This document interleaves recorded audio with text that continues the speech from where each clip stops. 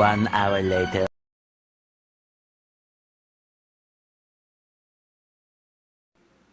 Assalamualaikum warahmatullahi wabarakatuh. Salam budaya senusantara di negara Kesatuan Republik Indonesia. Saya sering melihat monitor di YouTuber atau di aneka acara sosmed di dalam mengamati dunia sosial, yang mana dunia sosial pada masa tahun ini atau tahun modern ini 2022 dalam menjelang akan adanya pergantian presiden tahun 2024, saya melihat di sini banyak sekali ramai berbagai masalah-masalah yang ada di Indonesia. Saya di sini melihat, saya juga salam hormat kepada berbagai institusi di negara ini. Salam hormat saya dengan Bapak Presiden Jokowi dan para jajaran Menteri Kabinet, para MPR dan DPR, baik pusat maupun daerah, baik kepada praktisi hukum, praktisi umum, aktivis hukum, aktivis umum, agar kita lihat ke depannya lebih baik lagi. Saya sebagai orang cinta demokrasi, saya juga sebagai, kalau dibilang, aktivis umum yang telah banyak menyelamatkan ribuan WNI di luar negeri, terutama di Timur Tengah, bahkan di kolong jembatan Jeddah. Alhamdulillah 2010-2011 saya berusaha untuk bagaimana mereka yang di kolong jembatan itu pulang, ribuan manusia warga negara Indonesia yang terlantar di sana. Bahkan saya juga menyelamatkan salah satu tenaga kerja wanita yang dihukum pancung, alhamdulillah kembali di wilayah Tangerang, Banten. Dan saya juga menangani waktu adanya permasalahan di Libya untuk warga negara Indonesia. Alhamdulillah saya bisa kembalikan juga. Banyak hal yang sudah saya lakukan, baik itu di wilayah daerah, khususnya daerah Indonesia Jabodetabek. Saya juga berapa kali ikut di dalam berbagai organisasi di pusat. Saya sangat cinta Indonesia. Namun Indonesia saat kita mengaju ke arah modernisasi ke depannya, di sini ada konteks moral yang harus adanya perbaikan-perbaikan, terutama di dunia pendidikan. Dunia pendidikan itu ada yang namanya perbedaan-perbedaan dari regional operasional.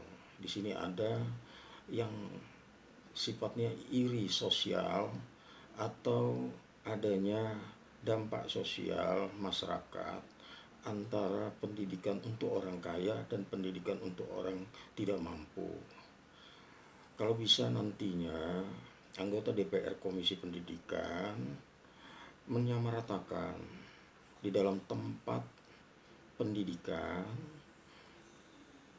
dan juga para guru juga disamakan. Tidak ada perbedaan si miskin dan si kaya. Kurikulum juga tidak ada perbedaan, sehingga anak-anak bangsa itu akan ke depannya menjadikan anak yang punya tanggung jawab dan tidak bejat moralnya ke depannya. Ini harus dipikirkan oleh para cendekiawan atau budayawan untuk bangsa ini ke depannya makin lebih hebat lagi. Bila mana pendidikan di Indonesia ada perbedaan prinsip, karena saya melihat langsung pendidikan orang kaya yang berderet mobilnya, orangnya banyak yang dimanjakan hanya untuk orang kaya, dan orang miskin juga tidak mampu untuk masuk ke sekolah seperti itu. Dan yang miskin juga tempat sekolahnya antara negeri dan swasta, mereka juga ada selalu ekonomi-ekonomi yang mereka terhambat di dalam masalah pendidikan. Ini yang menjadikan saya kembali ke belakang untuk melihat, dan kedepannya juga melihat bagaimana. Sekarang saya ingin membahas tentang hal-hal tentang katanya demokrasi. Demokrasi itu adalah kita boleh membicarakan tentang hal-hal apapun yang perlu dibicarakan, namun harus ada rem di dalam pembicaraan. Kita juga sangat senang adanya suatu masalah yang terbuka di dunia hukum, yang mana dunia hukum ini kita seperti nutup mata banyak sekali di dalam masalah-masalah yang tidak jalan. Di sini adanya ketidakjalanan, ternyata adanya satu kebongkaran atas adanya kasus Sambo. Kasus Sambo ini sangat berderet, semuanya terbuka, satu demi satu terbuka. Sebelumnya juga sudah muncul, sebelumnya adalah tentang pengacara yang saat ini kondang, yang saat ini dipenjara karena adanya satu masalah KTP tentang identitas yang diduga dipalsukan. Apakah dari orang lain, apakah beliau, itu nanti di dalam suatu persoalan hukum. Pengacara ini saya melihat keberaniannya saya acungin jempol. Sedikit sekali orang yang bisa berbicara seperti ini. Saya juga waktu melihat dan monitor apa yang disampaikannya ini, karena beliau itu sudah merasakan sebagai seorang praktisi hukum, merasakan pernah di penjara, sehingga di situ dia bisa membedakan antara baik dan buruk. Di situ juga dia bisa juga melihat apa yang terjadi untuk orang-orang yang dikatakan tumpul ke atas, tajam ke bawah. Nah, kalau apa yang disampaikan itu adalah demokrasi, tetapi kita lihat, jangan beliau membicarakan tentang demokrasi, beliau dipenjarakan, tapi yang di atas yang dikatakan beliau tentang adanya diduga oknum, ada diduga koruptor, tapi dibiarkan.